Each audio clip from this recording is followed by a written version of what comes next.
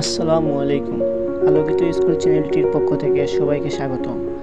আজকে আমি যে এক্স-রে নিয়ে আলোচনা করব। পেলভিস এপিভিউ এর ফাইন্ডিংগুলি নিয়ে আলোচনা করব।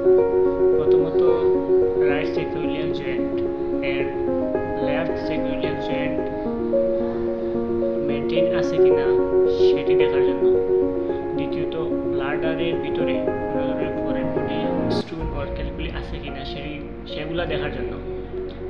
তৃতীয়ত রাইট হিপ জয়েন্ট এর left hip joint dislocation or fracture আছে কিনা সেগুলো দেখার জন্য।